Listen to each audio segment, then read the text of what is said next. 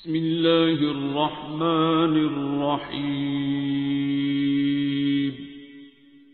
अर्रहमान।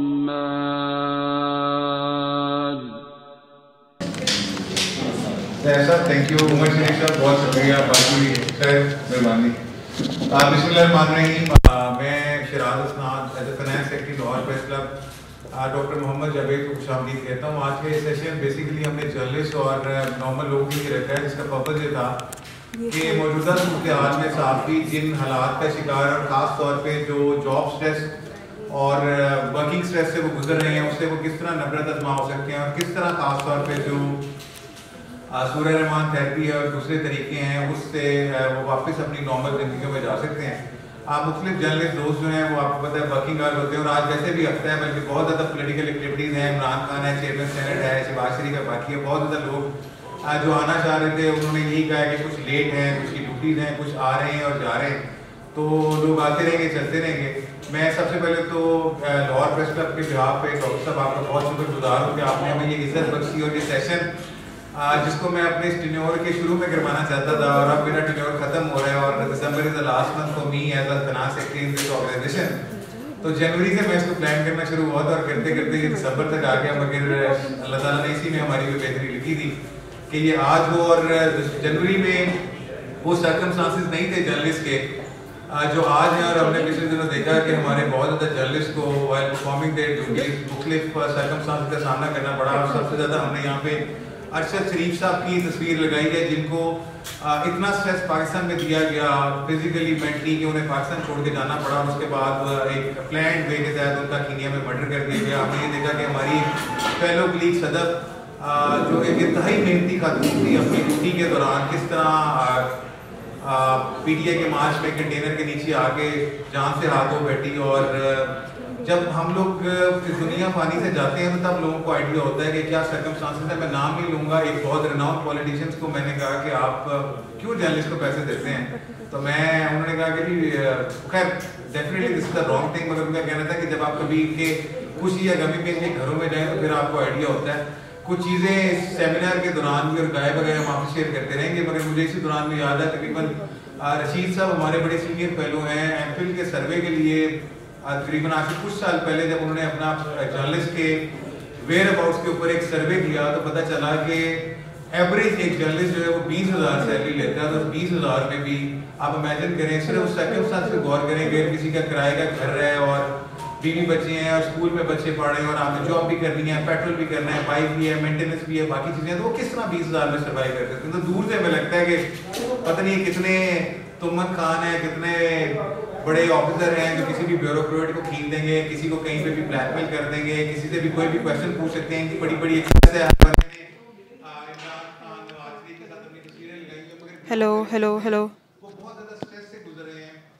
मैं नाम तो यहाँ पे नहीं लेना चाहूँगा, मगर ये मेरे जितने भी यहाँ पे जर्नलिस्ट दोस्त शामिल हैं, अगर वो अपने एक्सपीरियंस शेयर करें तो आपको रियलाइज होगा कि क्या सर्कमस्टांसेस है। ये प्रेस क्लब उनका पहला घर है। मैं इसको दूसरा घर इसलिए नहीं कहूँगा कि शायद कई लोग अपने घरों में भी नहीं जाते, और उन्हें घरों में जाने का मतलब ये है कि वहाँ पे जाके उन्हें डेफिनेटली मुख्तलिफ किस्म के फाइनेंशियल एक्सपेंस बियर करने हैं, कई उसको मीट कर सकते हैं, कई मीट नहीं कर सकते।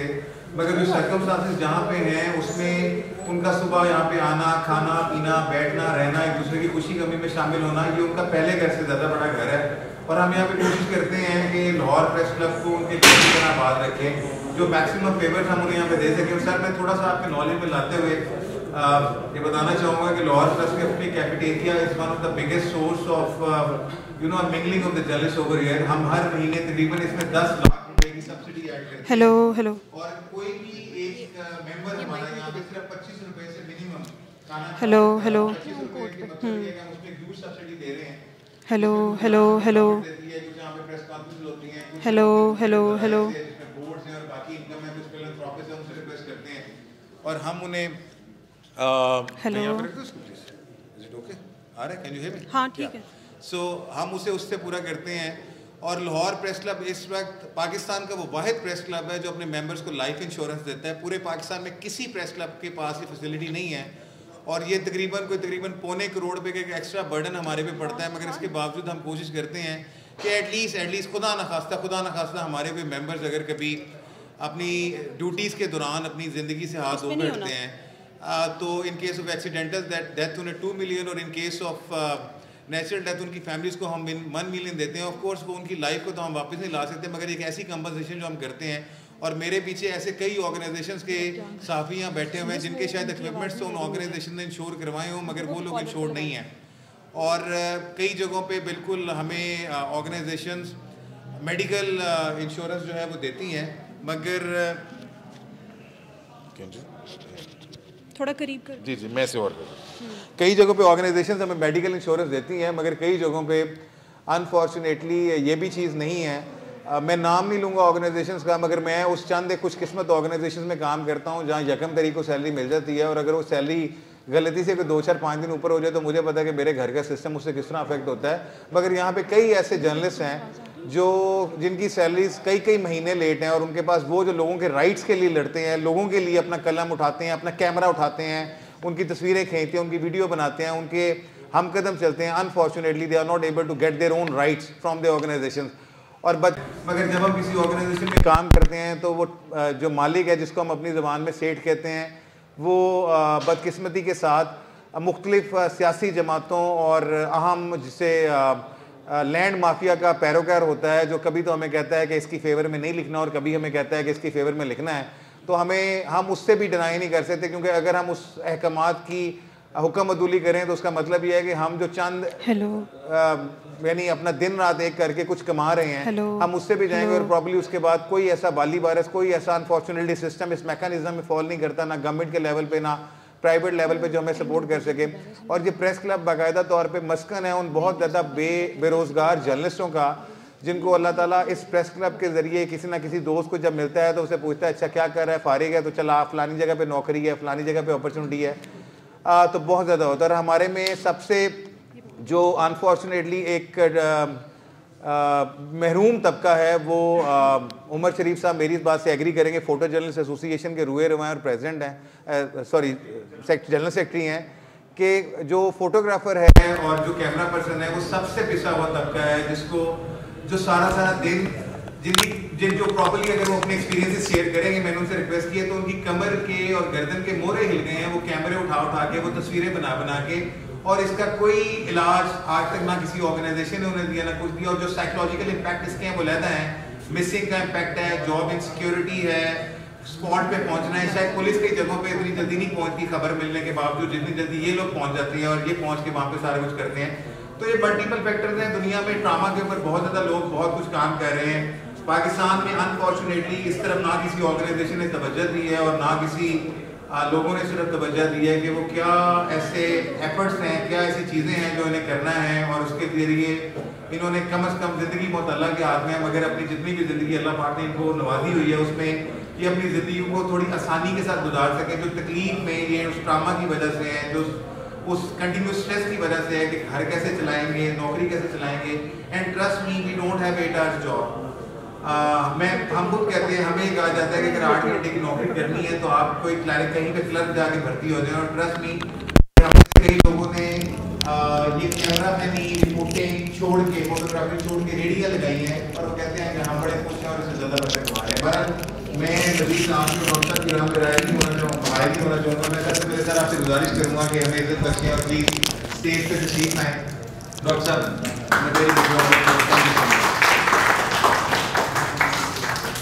आपसे कुछ देर बाद लाहौर प्रेस क्लब की गवर्निंग बॉडी है, जो इलेक्टेड मेंबर है, मैं थोड़ा सा एक्सप्लेन करता चलूँ कैसा होगा इंटरव्यू। हमारे अप्रॉक्सीमेटली लाहौर प्रेस क्लब में कोई 3300 के करीब मेंबर हैं।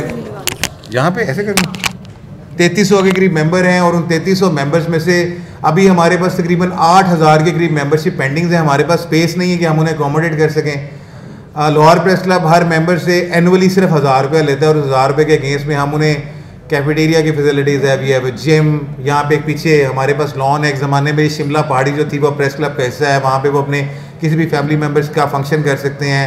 अब मुख्तलिफ एक्टिविटीज़ हम यहाँ पे उनके लिए सालाना जनरेट करते रहते हैं, और हमारी कोशिश होती है कि हम उन्हें जितना ज़्यादा फैमिली इन्वायरमेंट यहाँ पे क्रिएट कर सकें, और मुख्तलिफ फैमिली फंक्शंस, बच्चों के लिए एक्टिविटीज़ वो हम करते रहते हैं। और इसके साथ साथ मैं लाहौर प्रेस क्लब की डेवलपमेंट कमेटी को भी हेड करता हूँ, तो यहाँ पे हम जर्नलिस्ट के लिए मुख्तलिफ ट्रेनिंग सेशंस करते रहते हैं। और आज भी जो आपको मद्दू करने का मकसद है उसका सिर्फ यही था कि जो स्ट्रेस और पेन से हम लोग गुजर रहे हैं, जो hidden way of leading us our self towards the death और मिजरेबल डेथ है, जिसमें मेजॉरिटी ऑफ अस, अगर मैं उमर साहब में दोबारा आपका नाम ले रहा हूँ, कई फोटोग्राफर जो है वो जो सारी मैंने बातें की इनसे गुजर चुके हैं, और मुझे यकीन है कि मेरी तरह आपके भी जो मसल्स हैं गर्दन के वो बिल्कुल स्टिफ हो चुके होंगे, शायद उस पर हाथ ना लगता हो। तो ये वो पेन और स्ट्रेस है जो हमें कभी रियलाइज़ ही नहीं हुई और हम उससे गुजरते रहे, और बाद में जाके पता चला कि इसमें क्या सर्कमस्टांसिस हैं।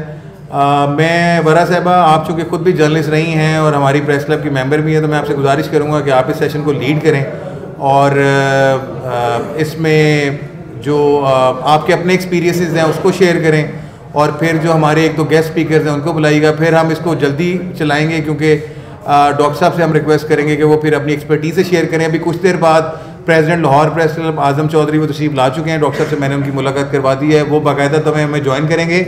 आज एक बड़ा इंटरेस्टिंग फैक्टर अभी उन्होंने कुछ देर पहले शेयर किया कि डॉक्टर साहब ने बताया कि ये वाले कमरे में मैं बाबा जी के साथ आता रहा हूँ। तो मैंने कहा अच्छा ये तो सेक्रेटरी रूम है।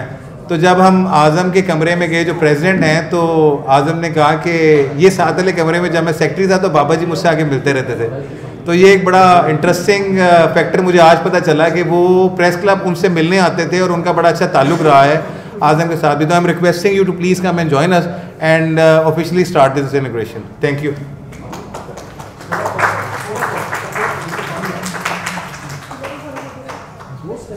अस्सलाम वालेकुम। अल्लाहुम्मा सल्ली अला मुहम्मदिन व आले मोहम्मद। बतौर जर्नलिस्ट के मेरा इस फील्ड से तकरीबन 14-15 साल हो गए हैं। डबल ताल्लुक़ है, मैं ख़ुद भी जर्नलिस्ट हूँ और मेरे हस्बैंड भी जर्नलिस्ट हैं।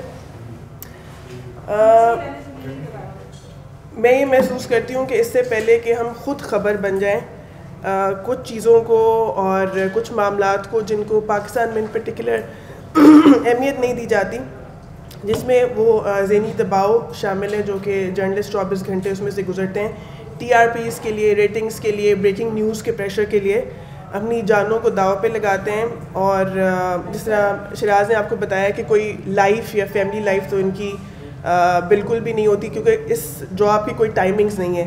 ये 8 आवर्स या 9 to 4 या 8 to 4 जॉब नहीं है। हर वक्त आप, मेरे ख्याल है कि शायद डॉक्टर्स ही वो दूसरा अदर प्रोफेशन है जो इतने ऑन कॉल रहते हैं, इतने ऑन ड्यूटी होते हैं जर्नलिस्ट के अलावा। मैं खुद भी जर्नलिस्ट रही हूँ और मैं डॉन न्यूज़ TV से अपना करियर शुरू किया था। उस ऑर्गेनाइजेशन की एक अच्छी बात जो मैं ज़रूर यहाँ कहना चाहूँगी, वो कभी भी अपने एम्प्लॉयज़ को ब्रेकिंग के लिए या रेटिंग के लिए प्रेशराइज़ नहीं करते थे। जब मॉल टाउन में धमाका हुआ 2008 में, मैं खुद मॉल टाउन में रहती हूँ, तो मैंने ऑफिस आके बताया कि धमाका हो गया, I witnessed it, but they wanted to be so sure of the खबर कि उन्होंने इंतज़ार किया कि और चैनल्स पे चला लें फिर डॉन चलाए। So this was a good thing about them कि वो प्रेशराइज़ नहीं करते थे और ख़बर की बहुत तहकीक करके ही चलाया करते थे।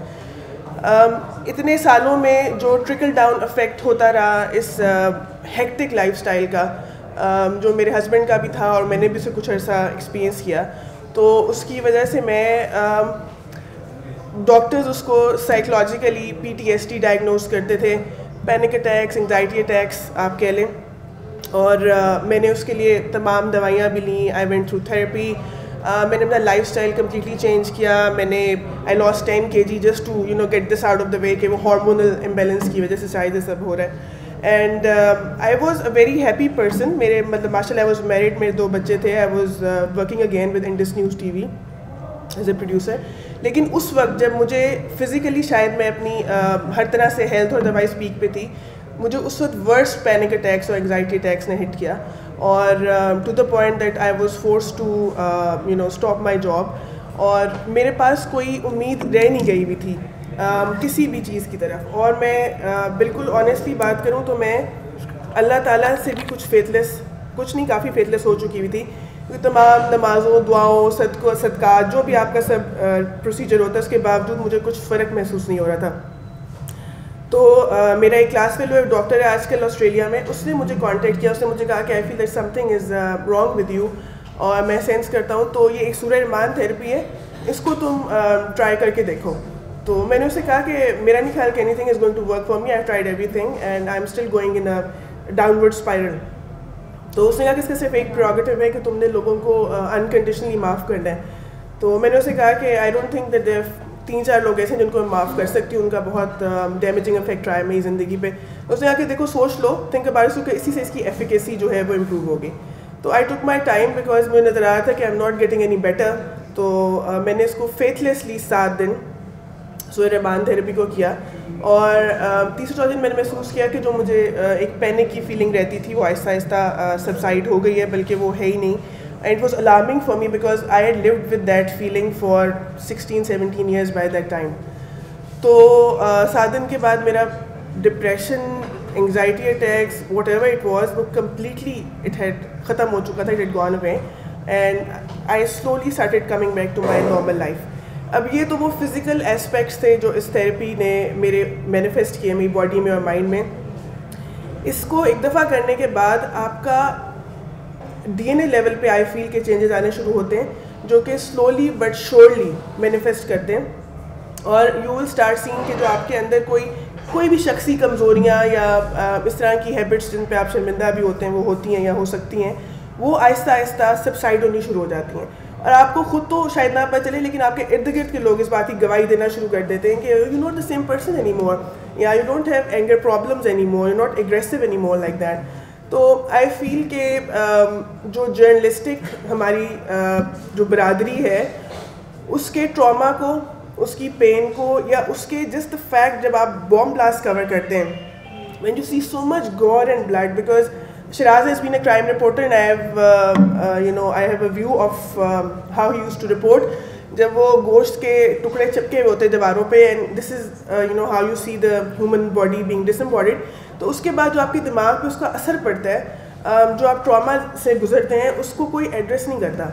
और ये इतना टैबू सब्जेक्ट है कि अगर आपकी ऑर्गेनाइजेशन को भिनक भी पड़ जाए कि आप मेंटली वीक हो गए हैं या हो रहे हैं, तो they'd be more than happy to discard you।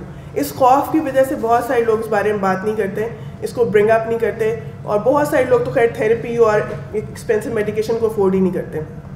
तो ये मेरा ज़ाती एक्सपीरियंस था जिसने मेरी ज़िंदगी को बदला और शिराज भी उससे मुस्तफ़ीद हुआ और हम लोगों की ज़िंदगियों में उसके बाद कितना ठहराव और कितनी बेहतरी आई, that is still an ongoing process and every second day और third day I feel pleasantly surprised at how this has changed me as a person, कि कितनी पॉजिटिविटी जो है वो मेरे अंदर पैदा हुई है करने के बाद।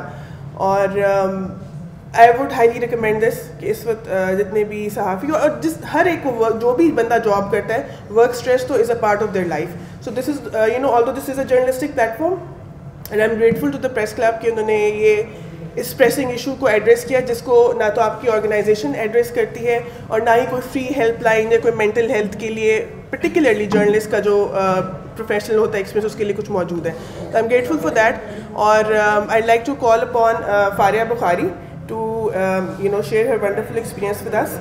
Thank you.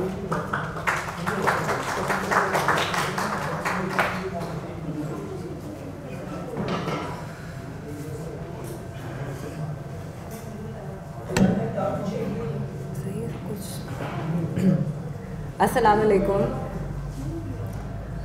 आप लोग यहाँ पे मेन स्ट्रीम मीडिया से हैं, मैं भी बीइंग शोबिज़ क्लास मीडिया से ही हूँ। आप लोग तो सब जानते हैं कि हमारी ज़िंदगियों में कितना स्ट्रेस होता है। हम दिखते हैं इसलिए बिकते हैं। वैसे तो इस दुनिया में हर चीज़ ही बिकती है, हर चीज़ की कीमत होती है। कास्टिंग काउच से लेके कैमरा तक, कलम से लेके माइक तक और जिस्म से लेके किरदार तक बिकते हैं। पर ज़्यादा स्ट्रेस तब होता है जब हमारे तो जिस्म भी बिके पर पता चला कि कलम की कीमत तो उससे कहीं ज़्यादा लगी। फिर मालूम हुआ कि जिस्मों की हुर्मत से भी ज़्यादा बड़ी हुर्मत है कलम की हुर्मत। मगर यहाँ पे किसी को हुर्मत से क्या फ़र्क पड़ता है। मैं जब से इस दुनिया में आई हूँ मैंने बहुत बहुत बहुत गन किया है। मैं नहीं कह रही हूँ कि मैं कोई हाजिम हूँ, लोग मुझे सैयद भी कहते हैं। पता नहीं कौन सा किरदार निभा पाई हूँ मैं। वैसे इस दुनिया में जो एक फ़िल्म में हम कैरेक्टर प्ले कर रहे हैं बेशक वो हीरोइन का है या वैम्प का, हीरो का है या विलन का। मैटर ये करता है कि हम उसे कितना अच्छे से निभा पाते हैं, कितनी शान से हम इस दुनिया से जाते हैं।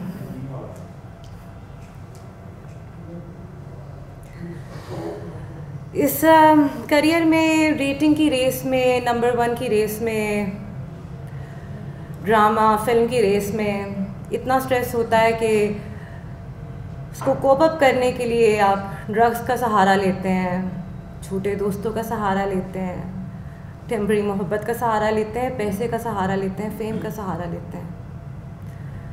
मैंने भी शायद इन सब चीज़ों का सहारा लिया, लेकिन सुकून फिर भी मुझे नहीं मिला।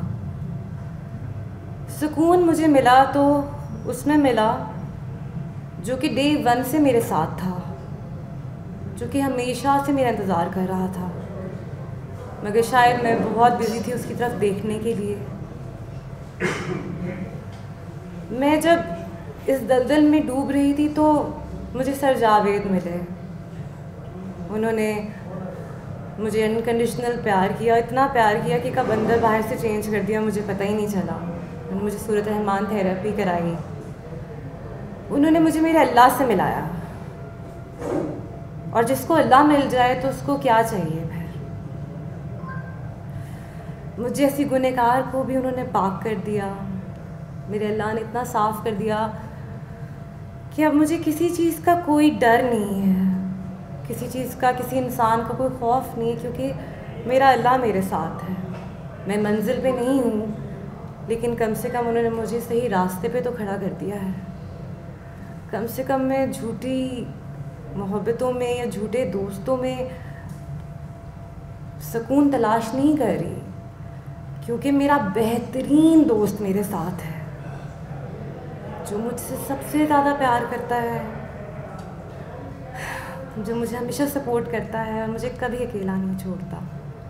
बस अपने अल्लाह को थाम लें, पकड़ लें, उसकी रस्सी को मजबूती से पकड़ लें, आपको दुनिया की कोई चीज़ नुकसान नहीं पहुंचा सकती। This is my experience. Thank you.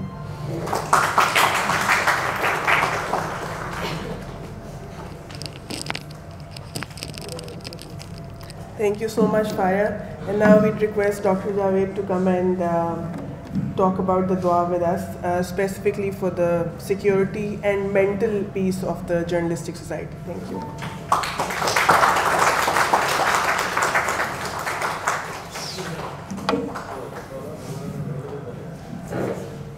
अस्सलातु वस्सलामु अलैका या रसूलल्लाह व अला आलिका व अस्हाबिका या हबीबल्लाह।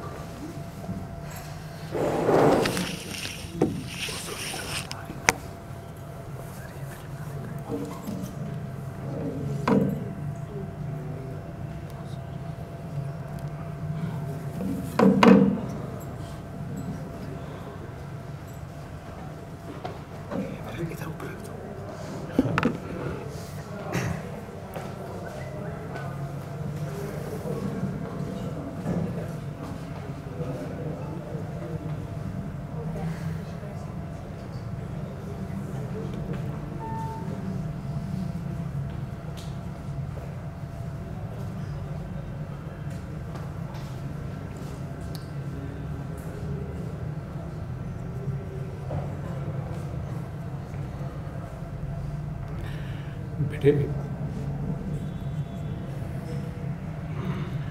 हम सब और ये पूरा मुल्क आपके नाना की चादर की रहमत के साए तले ही जिंदा हैं। चादरें तो हमने आपको देनी थी। मेरे बाबा कहते थे चादर और चार दीवारी का तहफ़्फ़ुज़ ही जहाद है।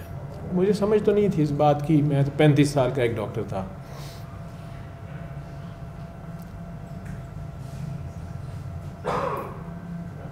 ये बहुत बड़ी इज्जत तूने दी है, तू शहज़ादी है, और मुझे नहीं समझ आई तेरे दिल में क्या है। और मैं तो कुछ और बात करने आया था।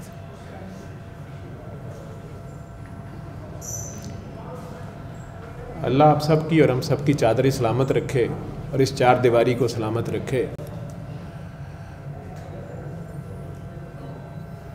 आप सादात की दुआओं, रहमतों और कुर्बानियों के साए तले ही ये उम्मत चल रही है।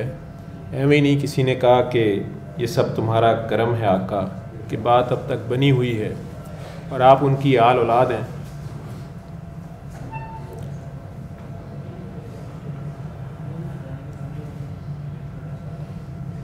मैं किसी को चादर दे तो नहीं सका, लेकिन अल्लाह का लाख लाख शुक्र है कि कम से कम चादर खींचने वालों में मेरा नाम फ़िलहाल नहीं है और मुझे अल्लाह इस गुनाह अजीम से बचाए। मैंने तो बात शुरू करनी थी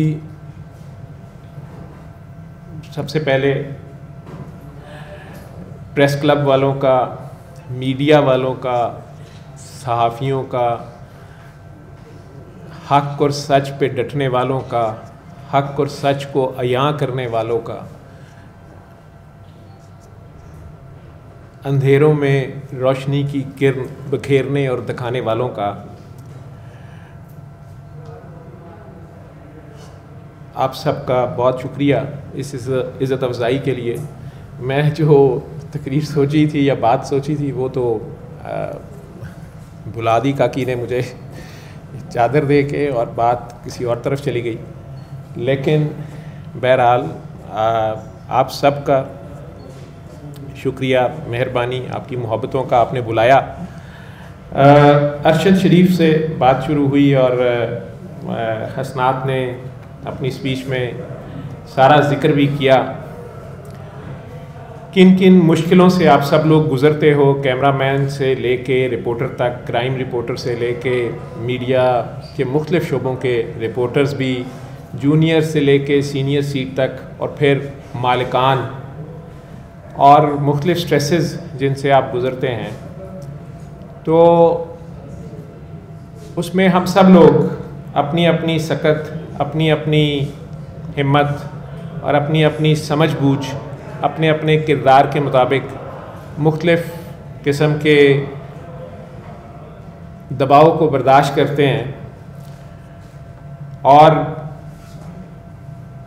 जिसको अपने लिए बेहतरीन जानते हैं या अपनी नौकरी के लिए, अपने पेशे के लिए, अपनी सहाफ़ती ज़िम्मेदारियों के लिए और अपने जान, माल, औलाद की हिफाजत के लिए उसी रास्ते को अपनाने की कोशिश करते हो। टॉपिक इन्होंने रखा महफूज सहाफ़ी, उर्दू तर्जमा इसका किया। मैंने तो कहा था कि लिख लें कि how you can fight stress and threat while fighting on the front.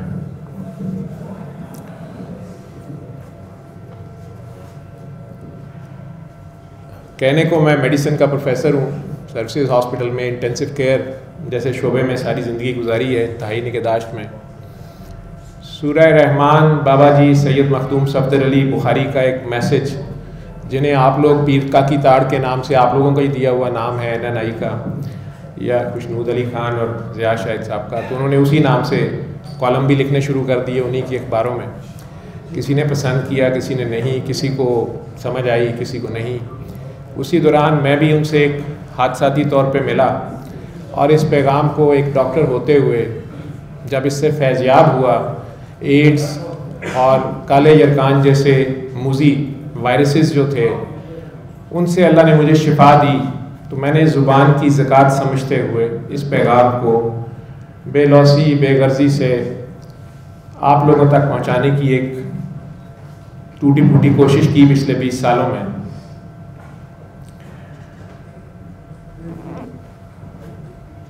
आज से 20 साल पहले तकरीबन बाबा जी के साथ इस प्रेस क्लब में एक बार आया था और आज दूसरी बार आया हूँ और ऐसे ही लग रहा है जैसे कल की बात हो। तब यही बातें ज़हीरुद्दीन बाबर ने की थी, जिन्होंने पार्लियामेंट से बाज़ार हुस्न तक की किताब लिखी हुई है, जो कमोबेश अभी शराज कर रहे थे। मैं ना सहाफ़त को जानता था, ना आप लोगों की मजबूरियाँ, ज़िम्मेदारियाँ, थ्रेट्स जिनको आप फेस करते हैं वो भी तब नहीं जानता था। प्रिंट मीडिया मेनली बचपन से देखते आए थे और अब मल्टीपल नए चैनल्स टीवी पे खुले थे, पीटीवी के अलावा और चैनल्स आने शुरू हुए थे, स्क्रीन का दौर शुरू हुआ था, सोशल मीडिया भी एंटर नहीं हुआ था। तो उस वक्त ये नई चीज़ चल रही थी। जब बाबा जी एक दिन मेरे साथ सेक्रेटेरिएट में गश्त पे थे, मुख्तलिफ जगह पे घुस जाते थे, कभी किसी मिनिस्टर के दफ्तर में, कभी किसी सेक्रेटरी के दफ्तर में, धौंस धांधली होती थी, ज़बरदस्ती घुसते थे, अपनी राग अलापते थे, निकल आते थे। मैं साथ साथ था। उस दिन थी भी बाइक सिर्फ पास, तो वहाँ से निकले और शहर में घूमते इधर आए। मुझे नहीं पता था प्रेस क्लब के अंदर, मैं कभी आया नहीं था। मुझे एकदम कहने लगे, 2004 की तकरीबन ये बात है, 3 या 4 की, काका बाबा बाइक अंदर ले जाओ। इस साइड पे पीछे पार्किंग थी, वहाँ से इधर अंदर आए और एंटर होते ही राइट साइड पे एक पहला कमरा था जो आज भी शायद सेक्रेटरी साहब का कमरा है। वहाँ जाके उन्होंने पूछा काका किधर है, सामने एक मेज़ थी, मुझे नहीं पता किस काके का पूछ रहे थे। बहरहाल वो आज आज़म साहब बता रहे हैं कि वो उस वक्त भी सेक्रेटरी थे और वो उन्हीं की मेज़ थी। वो उस दिन नहीं मौजूद थे, कोई और साहब बैठे हुए थे, वो भी बाबा जी को जानते थे। उन्होंने कहा जी वो तो अभी कहीं गए हैं, आप बैठे हैं, चाय पियेंगे। और उनके सामने जो साइड पे दीवार है वहाँ 2 साहिबान बैठे थे। एक येलो शर्ट में भाई साहब बैठे थे, पीली शर्ट उन्होंने पहनी हुई थी जीन्स में, उनके साथ एक और शख्स था। और उसको देखते साथ मुझे लगा कि ये पीली शर्ट वाले को मैंने कहाँ देखा है। बाद में मुझे याद आया कि सुबह सेक्रेटेरिएट में एक मिनिस्टर के पास वो बैठे हुए थे, लेकिन उस वक़्त फ़ौरन मुझे याद नहीं आया। अब बैठते साथ वो दोबारा उन्होंने साहब ने कहा बाबा जी को कि चाय पियोगे, तो बाबा जी ने कहा चाय ही थोड़ी चाहिए तो पिया दो। तो साथ फिर उन्होंने पूछा काका कहाँ गया है, जल्दी आ जाएगा, दूर गया है। मुझे नहीं पता कि वो आज़म साहब का पूछ रहे हैं, किसका पूछ रहे हैं। उन्होंने आगे से कहा बाबा जी हुक्म करो, कोई काम है तो मैनू दसो। बाबा जी ने आगे से कहा कुछ नहीं है, मैं पूछने आया था, महंगाई बहुत हो गई है, 1000 कंजर रले, और इस तरह करे कहते 1000 कंजर रले तो एक जर साफी पैदा होता है। रेट बहुत बढ़ गया जर साफी का। अभी मैं उन फिक्रे पे गौर ही कर रहा था तो वो साहब जिन्होंने येलो शर्ट पहनी हुई थी वो उठ के गालियां देना शुरू हो गए, बल्कि मारने को पड़े। अब जाहिर बात है कमरे में, और उसी वक्त ज़हीरुद्दीन बाबर भी आके बैठा है, जो बहुत पतला दुबला सा एक लड़का, जो बाद में मुझे पता चला उनका नाम ज़हीरुद्दीन बाबर है। अब जाहिर बात है वो गर्मी सर्दी हो गई, मैं भी बीच में खड़ा हुआ बाबा जी के आगे और मुझे हुआ कि इन्होंने ये क्या बात कर दी है या कुछ। उनको मैं कही जा रहा था उन साहब को कि यार वो जर्द सहाफ़ी की बात कर रहे हैं, आप तो जर्द सहाफ़ी नहीं है, तो आप क्यों गुस्सा खा रहे हैं। लेकिन बहरहाल वो एक अजीब सी बदमज़गी या हुल्लड़। लेकिन बाबा जी अपना फिक्रा दोहराई जाए कि 1000 कंजरी वो गंद नहीं पा सकती जड़ी एक जर्द सहाफ़ी पा सकता है। वो बंदा और गुस्सा खाए और तपे, गालियां दे। बहरहाल मैं दिल में सोचूं कि इथों तो दौड़िया भी नहीं जाना और बाइक भी मेरी सबसे पीछे खड़ी है, बाबा जी को कैसे लेके निकलूंगा और किधर फंस गया हूँ और बाबा जी क्यों कहीं जा रहे हैं। बहरहाल थोड़ी बच बचाव हुआ, चाय आई तो वो ज़हीर बाबर जो हैं पतले से, उन्हें बाबा जी कह रहे थे और बाबा काज़ी आज़म तेरा क्या हाल है। पहले जब वो आए ही थे तो मैंने देखा वो थोड़े कायदे आज़म की तरह बहुत पतले दुबले से और वो थे। उन्होंने सीरियसली उन्हें कहा जी अल्लाह का शुक्र है तुसी सुनाओ। उन्होंने कहा मस्त मस्त है। उसके बाद बाबा जी ने ये बात कर दी और हुल्लड़बाजी हो गई। बहरहाल ज़हीर साहब ने बैठ के कहना शुरू किया कि बाबा जी तुसी भी तो कुछ ख्याल करो, रात के 3 बजे जड़ा है वो जो अचानक फोन आता है कि जी गवर्नर हाउस जाओ, कोई प्रेस रिलीज़ है, फलानी जाओ, साढ़े तो मोटरसाइकिलों च पेट्रोल भी नहीं होता, उतों निकलीए तो घर जाना है, अगे चूल्हा भी शायद सवेर का ना बलिया हो। ये प्रिंट मीडिया दौर की बात मैं कर रहा हूँ। और बहन ब्याहने वाली है, भाई की फीस जाने वाली है, बाप बीमार है, कौन हमें पूछता है। तो ये किसी को जर्द और पीला कह देना आसान है आपको। बाबा जी ने कहा मैंने तो किसी को नहीं कहा, मैं तो कह रहा हूँ कि जर्द साफ़ी की कीमत बहुत ज़्यादा हो गई है। तो एक जियो का लगा हुआ था स्टिकर सा वहाँ पे, तो अपनी छड़ी उस पर मार के कहते हैं, वो नया नया स्क्रीन शुरू हुई थी, स्क्रीन के चैनल शुरू हुए थे, उस पर छड़ी रख के तो कहते हैं कि ये सबको खा जाएगा, तुम सब प्रिंट वालों को खा जाएगा। मुझे वो बात भी नहीं समझ आई। बहरहाल खुद ही उठ के कहते हैं कि लगता है काके ने अभी नहीं आना, हम चलें। मैंने अल्लाह का शुक्र अदा किया कि बाबा जी ने कुछ और नहीं कहा, मारनी पड़ी यहाँ पे और बच के निकल रहे हैं। आज जब हसनात ने मुझे कहा अरशद शरीफ वाला इवेंट भी या पिछले कुछ 6 माह में जो कुछ भी हुआ आप सबके सामने है, मेरे से ज़्यादा आप लोग जानते हैं और आप लोगों ने क्या छुपाया क्या दिखाया ये भी आप मेरे से ज़्यादा जानते हैं। किस किस हालत से गुजरे, किस किस ने क्या फेस किया या कर रहे हो, ये भी मैं आपको कौन होता हूँ बताने वाला। लेकिन अरशद शरीफ एक सिंबल बन गया, जो किरदार उसने निभाया। लेकिन क्या हम में से कोई इस राह पे चलने पे तैयार है? या हुसैन के नारे लगाना और सजदा शबीरी करना, करबला में खड़ा होना, हक के ऊपर डट जाना चाहे आपके साथ कोई ना हो, या हक बोलना, हक दिखाना, ये आप लोगों का शेवा है। लेकिन डेफिनेटली ये इतना आसान नहीं है। अगर ये आसान होता तो करबला में 72 नहीं 72 लाख खड़े होते। और अब तो उससे भी 1400 साल आगे बात आ गई है। अब 72 कहाँ, कोई एक भी खड़ा हो जाए तो बड़ी बात है, नहीं तो दूसरा रास्ता पतली गली वाला बेहतर है। जो हसनात बता रहा है कि हमें तो कैंटीन पे खाना भी सब्सिडाइज मिलता है, उसमें गवर्नमेंट भी पे करती है, और सबसे ज़्यादा सस्ता लाहौर में खाना और पीना हर तरह का वो यहाँ वाफिर मिकदार में आसानी से अवेलेबल है। तो मुझे अंदर से असदुल्ला गालिब साहब, पता नहीं गालिब का ही शेर है, ये लगा मुझे कि गालिब तड़पा, तो ये बात कर रहे थे और गालिब अंदर से तड़पा और मुझे समझ आई कि अच्छा मसला क्या है। कि कर्ज की पीते थे मैं, सब्सिडी की पीते थे मैं, कर्ज की पीते थे मैं, और समझते थे कि हाँ लाएगी रंग एक दिन हमारी फाका मस्ती। तो शेर की टांग बाजू शायद मैंने तोड़ दी हूँ, क्योंकि मैं शायर तो हूँ नहीं। लेकिन जिस किस्म का भी स्ट्रेस हो, मैंने भी सरकारी नौकरी की है और कर रहा हूँ। हमारे अस्पताल में भी प्लेटलेट्स ऊपर नीचे हुए। आप में से किसी के बॉस हमारे पास काफ़ी महीने दाखिल रहे, बीमार रहे VVIP रूम में।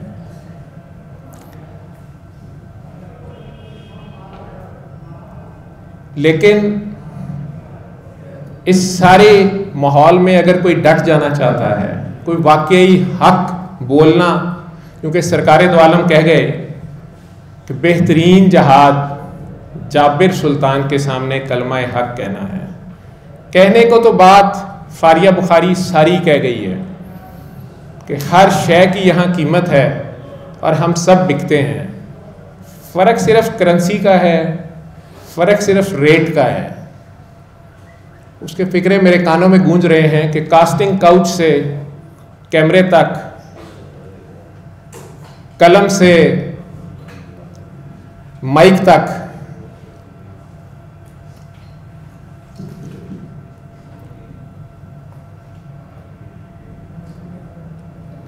और ज़ुबान से किरदार तक, हर चीज़ की कीमत ये मुआशरा लगाता है। ये डिपेंड करता है कि कौन कहाँ बिकता है। और फिर उसका एक ताज़ियाना था कि जिस्म भी बिक गए और पता चला कि बहुत सस्ते बिके, कलम की कीमत इससे कहीं ज़्यादा लगी। और हमारा ये डिप्रेशन था। और बाद में फिर अब समझ आई कि नहीं, जिस्म से भी ज़्यादा कलम की हुर्मत है। लेकिन हुर्मत को कौन जाने, और हुर्मत पे डटे तो फिर अरशद शरीफ कौन बने। मेरे लिए आप लोगों को इस स्ट्रेस मैनेजमेंट का फिर एक ही मैसेज रह जाता है, जिस स्ट्रेस को मैंने फील किया था, जिस मौत को मैंने देखा था, जो एक डॉक्टर होते हुए मैं समझता था कि ये इनएविटेबल है और इसने आना ही आना है। ये BC वायरस और एड्स का वायरस अब मुझे लग ही गया है।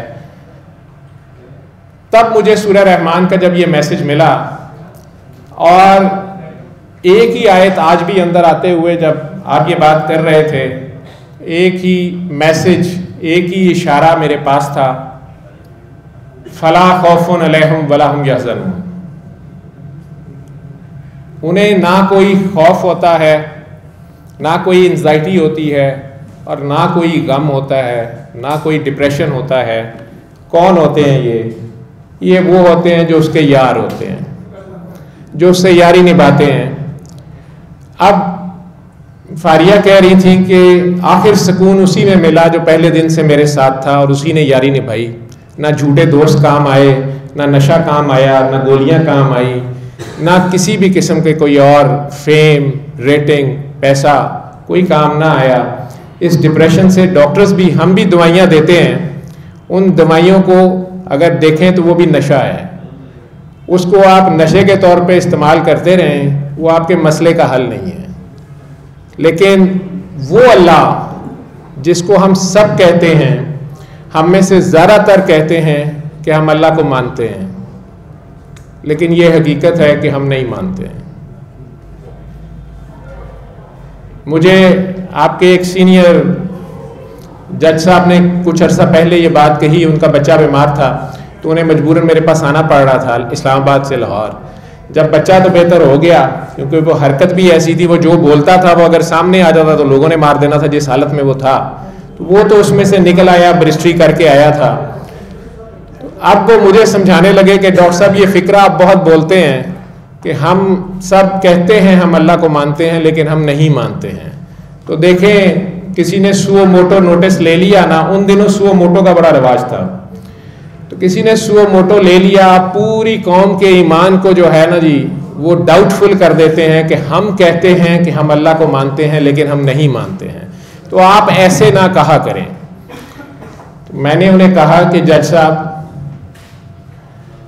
कुछ दिन पहले आप एक फैसला लिखने लगे थे, हालांकि आप दुरूद शरीफ पढ़ के सीट पे बैठते हैं। हैरान से होकर कहने लगे ये आपको कैसे पता लगा? मैंने कहा मेरा अंदाजा है, लेकिन फलां दिन आप एक फैसला लिखने लगे थे, सिर्फ एक फोन आया था, आपने 180 डिग्री पे ऑपोजिट फैसला लिखा था। अब आप मुझे बताएं कि आप अल्लाह को मानते हैं या कि डंडे को मानते हैं या कि फोन को मानते हैं? आपने हक और सच पे मबनी फैसला क्यों नहीं दिया था? कहने लगे चले मैं सुओ मोटो नहीं लेता। मैंने कहा मैं मोटो सुओ वापस ले लेता हूं। अगर सुओ मोटो लेंगे तो हमारे पास भी एक मोटो सुओ होता है। तो हंस के उठ पड़े। उनके बेटे का मैं नुस्खा फाइनलाइज कर रहा था, थोड़ी देर सर को झटकते रहे, पसीना पसीनी हो गए, पता नहीं क्यों। थोड़ी देर बाद मुझे कहते हैं डॉक्टर साहब मुझे लगता है मुझे आपसे दवाई लेनी है, ये ठीक हो गया। मैंने कहा जज साहब दवाई तो मैंने दे दी है, अभी असर रखती है कि नहीं रखती है इसमें शिफा आपके रब ने डालनी है। जिसको आप पुकारते हैं, जिसको आप कहते हैं कि आप मानते हैं, लेकिन वैसे मैंने देखा है कि रात के 3 बजे लाल बत्ती के ऊपर अगर तो सार्जेंट खड़ा हो तो रुक जाते हैं, नहीं तो कोई नहीं रुकता। हाँ, कैमरा लगा हो तो बहुत से रुकते हैं। अब पता नहीं कैमरा ज्यादा समीओ बसीर है कि अल्लाह समीओ बसीर है। कहने को तो अल्लाह भी शोर डाल रहा है कि मैं समीओ बसीर हूं, मैं समीओ बसीर हूं, लेकिन कैमरा लगा हो तो सारे ही डरते हैं, वीडियो से भी सारे ही डरते हैं। तो बहरहाल आप सब लोग, मेरा यही मैसेज है कि जो अल्लाह को मानते हो, जो अल्लाह को नहीं भी मानते हो, कई यंग एज में गुस्सा खा जाते हैं, अल्लाह से लड़ाई हो जाती है, ये भी उसको मानने का एक तरीका होता है। वो फिर कहते हैं यार मैं नहीं मानता। फिलासफर लोग तो स्पेशली सारे ये बात करते हैं और यार मैं नहीं मानता। तो आप सब लोग जो अल्लाह को मानते हो और जो नहीं भी मानते हो, तो फिर अपने आप को तो मानते हैं ना, आप अपने आप को तो मानते हैं। तो जो अपने आप को मानते हैं वो अपने आप के सामने पेश हो, और जो अल्लाह को मानते हो वो अल्लाह के आगे पेश हो। एक लम्हे के लिए जिंदगी में आपके जितनी मर्जी मुश्किल हालात हों, चाहे वो फाइनेंशियल हों, घर के हों, नौकरी के हों या आपकी जिम्मेदारियों के हों, अगर आप हक पे डटना चाहते हैं तो आपको अल्लाह से प्यार करना पड़ेगा। और अगर आपका सबसे प्यारा अल्लाह होगा तो फिर आपको अपने आप से प्यार करना पड़ेगा। आपका अल्लाह तक का सफर आप ही तक पहुंचता है। आपसे शुरू होके आप तक पहुंचता है। फिर आपके करीबी अजीज रिश्तेदार, अगर आप उनसे इसलिए प्यार कर रहे हैं, बीवी बच्चे माँ बाप बहन भाई, कि ये अल्लाह ने हुक्म दिया है, तो फिर आप इबादत कर रहे हैं। आप उनका साथ दे रहे हैं तो ये इबादत कर रहे हैं। उन्हें रिज़्क़ हिलाल खिला रहे हैं, क्योंकि वही ताकत, वही चीज़ आपको शैतान की दुकान से भी मिल जाएगी, अल्लाह ने उसको भी ताकत दी है, और वही चीज़ आपको रहमान की दुकान से भी मिल जाएगी। अब थोड़ी मेहनत इसमें ज़्यादा लगती है, इसमें तवक्कल अल्लाह पे करना पड़ता है, क्योंकि अल्लाह फार ग्रांटेड नहीं देता। शैतान तो ज़रूर फार ग्रांटेड देता है कि तुम बंदूक लेके निकलो और डाके मारो तो जो मर्जी करो, डंडा तुम्हारे हाथ में है तो जो मर्जी करो। जो चांकिया का रूल है कि जिसकी लाठी उसकी भैंस, और भैंस वैसे उनका देवता था, और उसी की जिसकी लाठी उसी की भैंस, उसी का खुदा है, उसी की गाय है। लेकिन मोहम्मद अरबी सल्लल्लाहु अलैहि वसल्लम ने कह दिया कि नहीं, मेरा अल्लाह जो उनका अल्लाह है, अगर आप उसको मान जाएं कि वो आपके साथ है और वो आपको कभी नहीं छोड़ता, तो एक लम्हे को आपने आंखें बंद करके एक मेडिटेशन ही करनी है। ये 1 मिनट की मेडिटेशन आप कीनिया में बैठे भी कर सकते हैं। अर्श शरीफ अगर आखिरी लम्हे पे भी उसी पे डटा हुआ था, तो उसका अजर उसी ने देना है, दुनिया उसे कुछ नहीं दे सकती। लेकिन उसकी खलूस नियति साबित करती है कि रब ने जिस तरह ये कौम निकली उसके जनाजे पे, तो रब ने कहीं लोगों के दिलों में उसकी चीख पहुंचाई ज़रूर थी। वो चीख किसी की को वो मदद के लिए नहीं पुकार रहा था, वो लोगों को जागने के लिए पुकार रहा था। वो लोगों को जोर दे रहा था कि यार अल्लाह है, जो हक और सच है इसको तोड़ो मरोड़ो ना। किसी सियासत में जाए बगैर, मैं किसी भी ग्रुप से वाबस्तगी शो किए बगैर, मैं उस शख्स की उस हिम्मत को दाद देता हूँ कि वो जिस पॉइंट ऑफ व्यू को दिखा रहा था उस पर डटा रहा। उसको हिजरत भी करनी पड़ी, उसने की। उसने अल्लाह के हुक्म के मुताबिक अपनी जान बचाने के लिए मकदूर भर कोशिश भी की, लेकिन अपने स्टैंड को उसने छोड़ा नहीं। और आखिरी सांस तक भी अगर उसके नाखून खींचे जा रहे थे या नहीं खींचे जा रहे थे, अगर वो अपने अल्लाह के साथ ही जुड़ा हुआ था कि ये तेरी राह में कर रहा हूँ, तो उससे बड़ा शहीद आजकल के दौर में कोई नहीं है। और उसकी एक कुर्बानी जो है वो आप में से बहुत सौ को जगा गई है। कहने को तो काकी कह गई, फिल्म इंडस्ट्री की काकी कह गई कि बिकता तो सब कुछ है, हर एक की कोई कीमत है। डिपेंड करता है कि आप बिके कहाँ। आप खुदा की दुकान पे बिके हैं या आप शैतान की दुकान पे बिके हैं। आप रहमान के आगे बिके हैं, आप किसके आगे नाचे हैं। जे सोना मेरे दुखा च राजी तो मैं चुल्हे पावा सुखा नू, ये कहना बड़ा आसान है, ये करना बड़ा मुश्किल है। क्योंकि ये दुख, ये दर्द या ये एहसास, ये जिंदा लोगों का खासा होता है। मुर्दों का कोई दुख नहीं होता, मुर्दों के पास कोई एहसास नहीं होता। मुर्दों के पास ना किसी के लिए दर्द है ना अपने लिए दर्द है। अगर आप समझें तो ये दर्द ही खुदा है, ये एहसास ही रब है, ये एहसास ही रसूल है। ये दर्द ही लगे तो अल्लाह मिलता है। एक लम्हे को आंखें बंद करें, चाहे इसको बच्चों की एक एक्सरसाइज समझ लें, इसको एक मुराकबा समझ लें, अपनी ज़िंदगी का एक्सपेरिमेंट समझें। अभी मेरे साथ एक लम्हे को अपने दिलों में देखें कि क्या अल्लाह है, और अगर अल्लाह नहीं तो आप अपने आप के आगे तो पेश हों। आप अपने आप को तो मानते हैं। जो अल्लाह नहीं कहना चाहता वो अपना नाम ही 3 बार पुकारे, लेकिन आज अपने आप को ही 3 बार पुकारो। असल ताकत प्यार है, बेगर्जी है। तो अपने दिल में आंखें बंद करके उस रब को खुद को पेश कर दो। वो हाजिर है, नाजिर है, मौजूद है, देख रहा है, सुन रहा है। ये सुबह दोपहर शाम दिन में 3 बार ही आपने ये एफर्ट करनी है। और सूरह रहमान अगर आप सुन सकें तो 20 मिनट की ये तलावत है कारी बासित मिस्री की आवाज़ में। इसको हम किसी मज़हब के प्रचार में नहीं कह रहे। मेरे नॉन मुस्लिम पेशेंट जल्दी ठीक हुए हैं, जिन्होंने खुशी खुशी इसको सुन लिया। पूरी दुनिया से उनकी टेस्टिमोनीज अपनी वीडियोस बना बना के उन्होंने भेजी हुई हैं, मुख्तलिफ मज़हबों की। इंडिया से ममता जी हैं, वो वीडियो लगी हुई है, वो बोल रही है कि मैं ब्राह्मण थी लेकिन मैं भूल गई मैं ब्राह्मण हूँ। स्पेन से कोई स्पेनिश बोल रहा है, खुद बता रहा है कि मैं कैथोलिक हूँ, लेकिन मुझे इस अरेबिक सॉन्ग से, उसको तो यही समझ आई है, मुझे कैंसर क्योर कर गया है। मैं थैंक यू बोलना चाहता हूँ जो लाहौर में कोई डॉक्टर जावेद बैठा हुआ है। उसका ये मैसेज मुझे मिला। हालांकि ये मेरा मैसेज नहीं है, तो बाबा जी का मैसेज था, जो मैं अभी बताया कि आज़म साहब ने मुझे आते साथ ही बताया कि वो तो मुझे मिलने आते होते थे। तो उस दिन ये कमरे में नहीं थे, कोई और साहब थे, और वो बाबा जी के साथ में आया, हमने चाय पी, बाबा जी ने अपनी फुलझड़ी छोड़ी, कुछ गर्मी सर्दी हुई, ज़हीरुद्दीन बाबर से थोड़ी देर बात हुई और हम चले गए।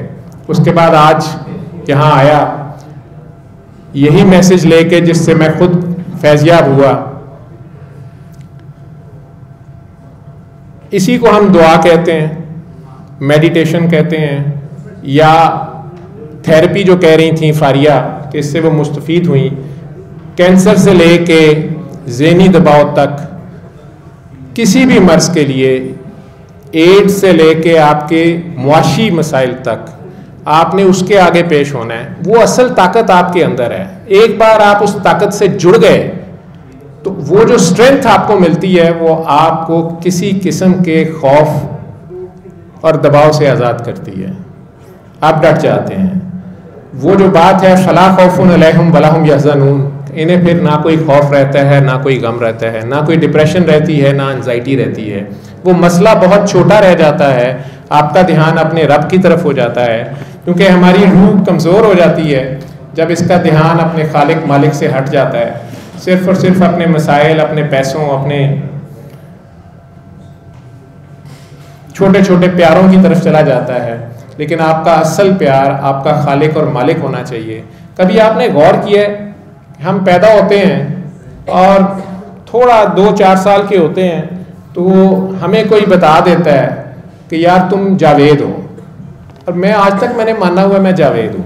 कोई कह देता है तुम आज़म हो, कोई कह देता है तुम शराज हो, और हम मान लेते हैं हम शराज और आज़म हैं और वही बने रहते हैं। फिर शुरू में ही बता दिया जाता है तुम मुस्लिम हो, हम मुस्लिम हैं, हम क्रिश्चियन हैं, और हम अकड़ जाते हैं कि हम मुसलमान हो गए हैं, और इसी अकड़ में ज़िंदगी गुजारते रहते हैं कि मैं जावेद हूँ। कभी ये तक नहीं सोचा कि जावेद तो हमेशा ज़िंदा रहने वाले को कहते हैं, हमेशा सलामत रहने वाले को कहते हैं, और हम सारे एक दूसरे को अस्सलाम वालेकुम कहते हैं। कोई सलामत रहा भी है?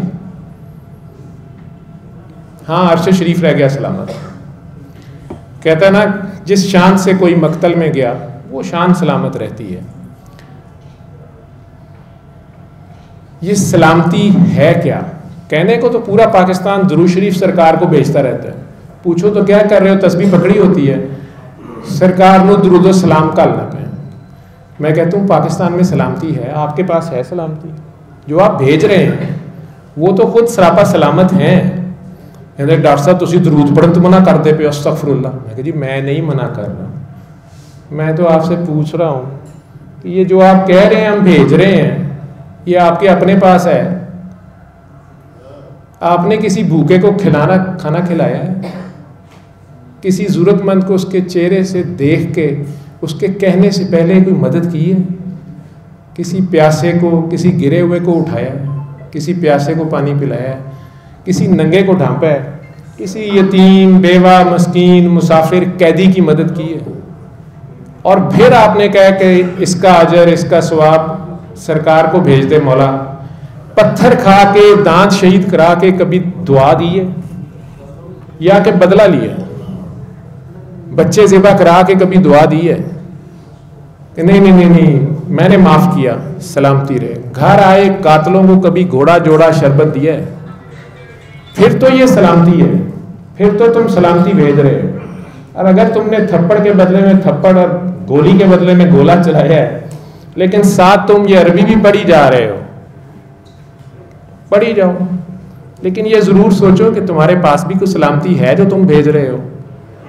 नहीं तो ये तो तोते की तरह मेरा फ़ोन भी पढ़ता है, ये अल्लाह और उसके फरिश्ते भी 24 घंटे पढ़ रहे हैं, लेकिन क्या हमने खुद कोई सलामती कमाई है जो हम उन्हें भेज रहे हैं कि सरकार मैंने आज एक भूखे को खाना खिलाया है, आज मैंने अपने हिस्से की कोई चीज़ अपने भाई से ही शेयर कर ली है। हम तो सगे भाईचारे एक घर में नहीं रह सकते। मैं मेरा बच्चा, मेरी बीवी, मेरे घर, मेरा ये मेरा वो, ये तक अब एहसास नहीं है कि अगर हमारे बच्चे ने होम डिलीवरी मंगा ली है, रात को कोई डब्बा मंगा लिया है, तो दूसरा भाई जो अफोर्ड नहीं करता उसके बेडरूम के सामने वो डब्बा फेंक दिया खाली। उसका बच्चा सुबह पूछता है अब्बा ये क्या है, तो उसको चुपेड़ें पड़ती हैं। और कहने वाले तो कह गए कि अगर तुमने गोश्त पकाना है तो या तो पानी ज़्यादा डाल लेना या ज़रा लेट पकाना, अगले का बच्चा सो जाए। तो बात तो एहसास की थी। मैंने कहा ना, ये रब जो है ये एक एहसास का नाम है, एक दर्द का नाम है। ये दर्द ही रब है, ये दर्द ही रसूल है। नहीं तो मुर्दों को दर्द नहीं होता। बुल्ले शाह सा मुर्दे वेखे, खांदे पींदे नाले टुरदे देखे। तो क्या वो अल्लाह है जो हम सारे कहते हैं अल्लाह है? जो मैंने जज साहब को कहा कि आप कहते हैं और मुझे कह रहे हैं मैं सो मोटो लूंगा। आपने फैसला लिखते वक्त एक फोन के ऊपर फैसला बदल दिया। अब मुझे बता दें अल्लाह है या डंडा है? कहने लगे ये डंडा आपने पकड़ा क्यों हुआ है?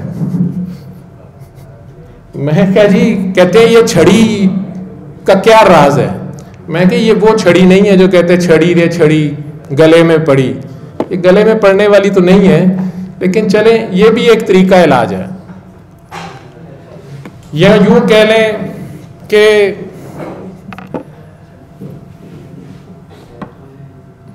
एक सुन्नत है, कोई तो पूरी करनी है।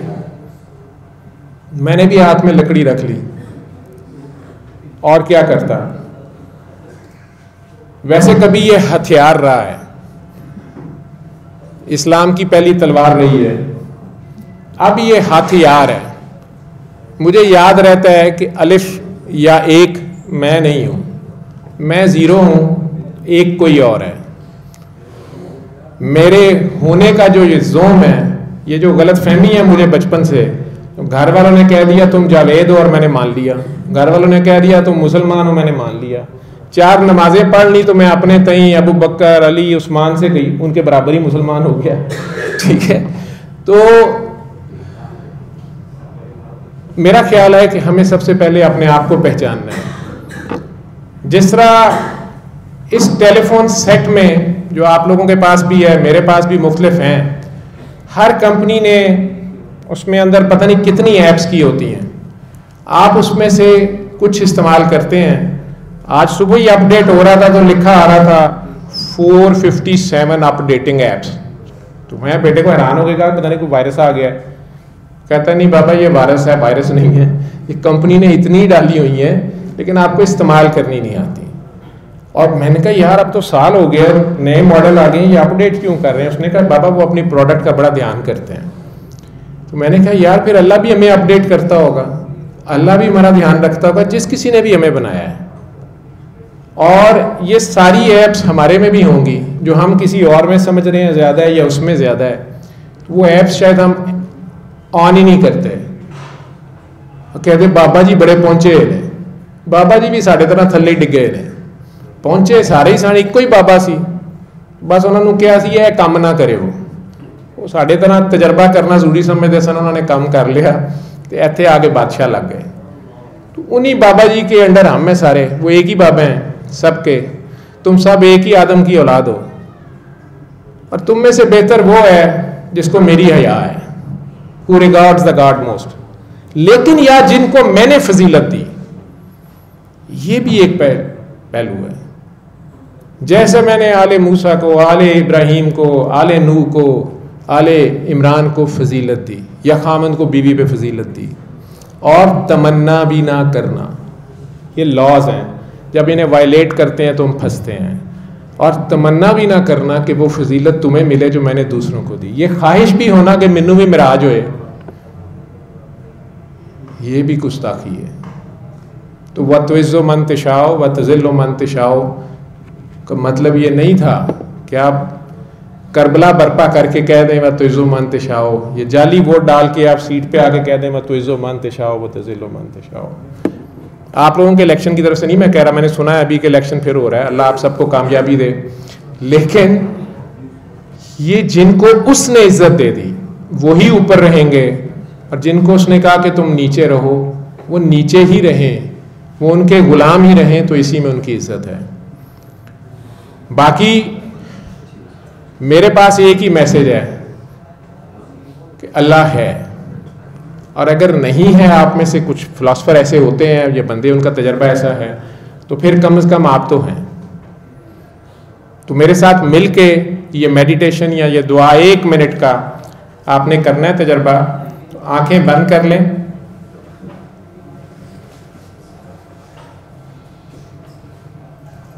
अपने अंदर पेश हो जाएं, अपना ध्यान उसकी तरफ कर लें। वो आपके ध्यान से भी ज़्यादा करीब है, आपकी सोच भी सुन रहा है। आपने इस ज़ुबान से नहीं कहना, होठों से नहीं कहना, अपने ख्याल में उससे आज बात करनी है।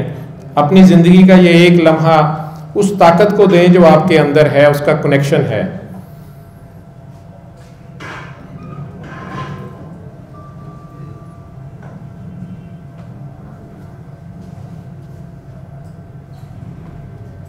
अपने दिलों में जितने बुत हैं वो आज तोड़ दो।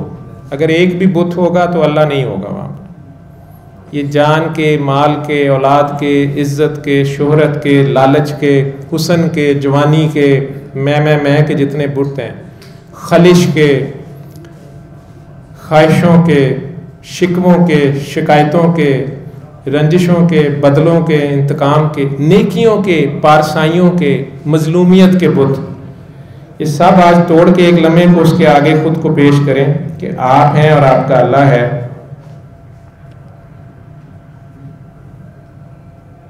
बल्कि दिल में उससे बात करें कि या अल्लाह, मैंने तेरी सारी मखलूक को माफ़ किया।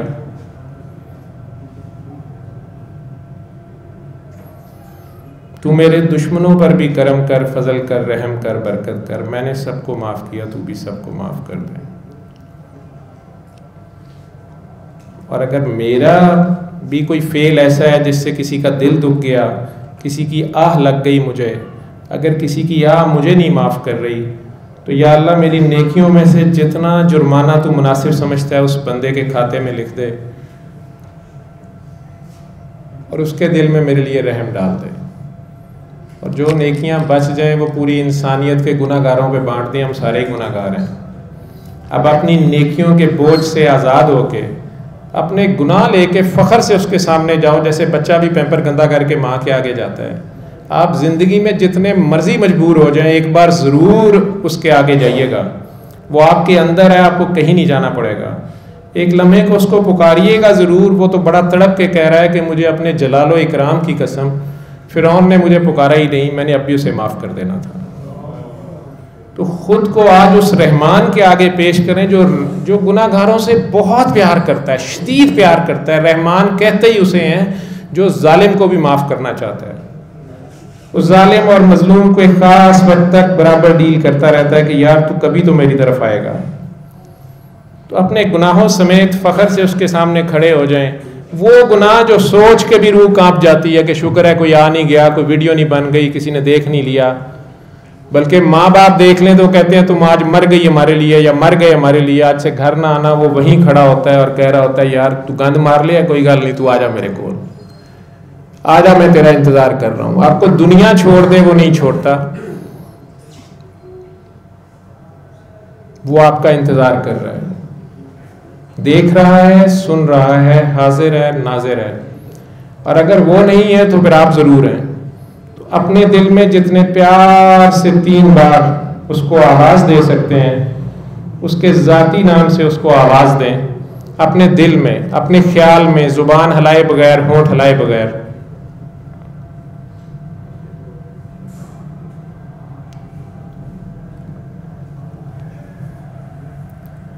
अल्लाह अल्लाह अल्लाह।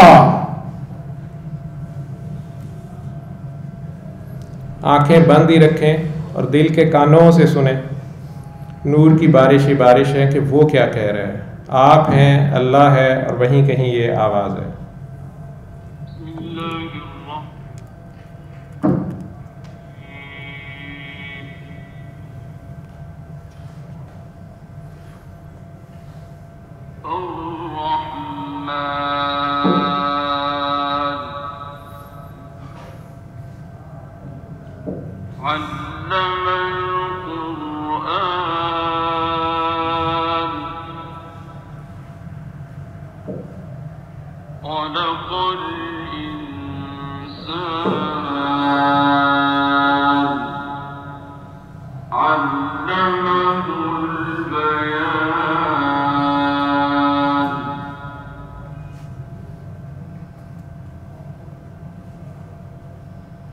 الشمس والقمر بحسبان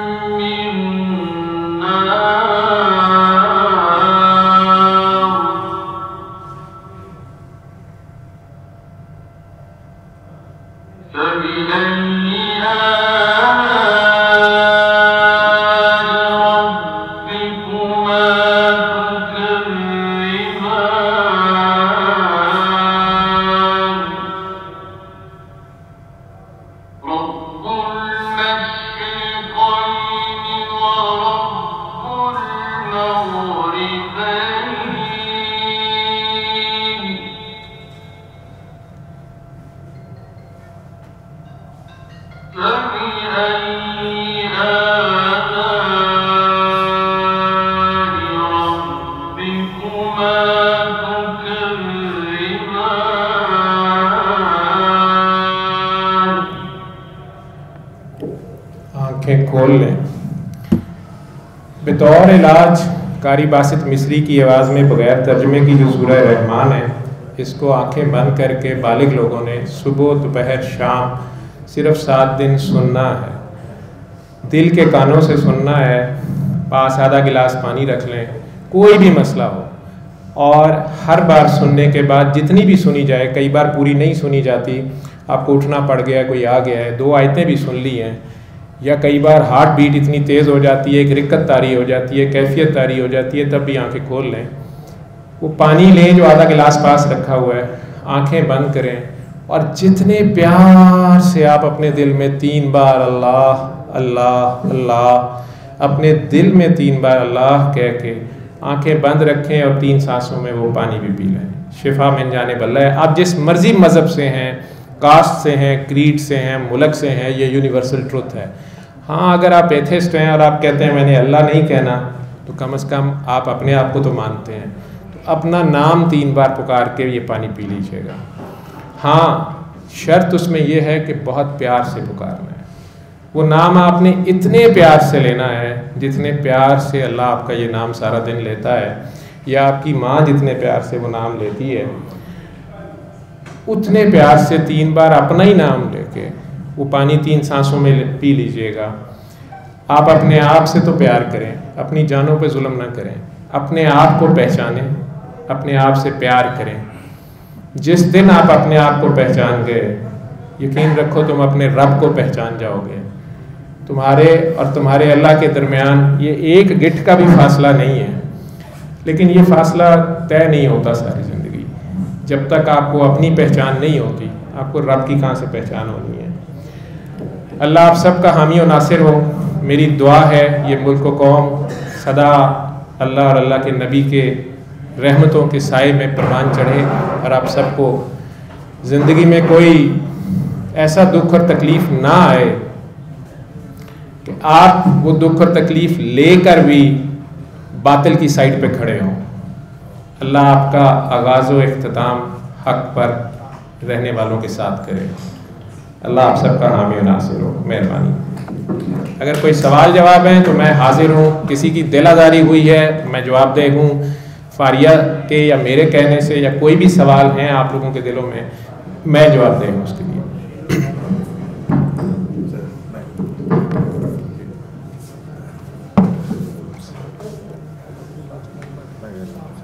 सवाल पूछ जी जी।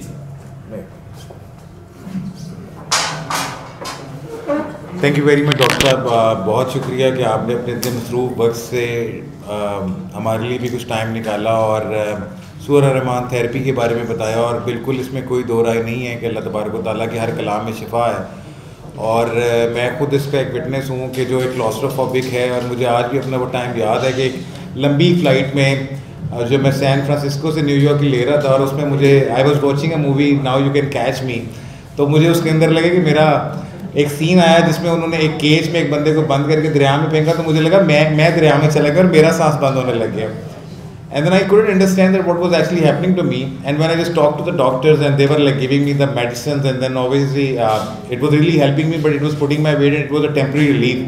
और फिर सूरह रहमान थेरेपी जब मुझे पता चली है बरा ने मुझे इसका बताया, तो I M one of the biggest example for this, जो बड़ा प्राउडली इस चीज़ को ओन करता है कि अल्लाह तबारक व तआला ने मेरे जैसे बंदे को जो क्लॉस्ट्रोफोबिक है, जो शायद इस हॉल में भी इतनी देर ना बैठ सके, आज ये शिफा दी हुई है कि मैं उसकी वजह से और उसके कलाम की बरकत से अपने जो रूटीन के मैटर है उसको अंजाम देता हूँ।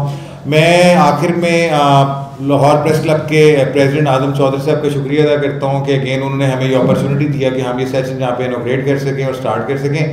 और मैं आखिर में वोट ऑफ थैंक्स के लिए और डॉक्टर साहब का शुक्रिया अदा करने के लिए जो प्रेस क्लब के जर्नलिस्ट जिन सर्कमस्टांसेस से गुजर रहे हैं, कुछ मैंने आपको एक्सप्लेन किए, और कुछ आजम साहब से रिक्वेस्ट करूँगा कि हमारी हालत ज़ार के ऊपर ज़रा कुछ नज़र दौड़ाएँ और अपने ख्यालात का इज़हार करें। थैंक यू आजम साहब।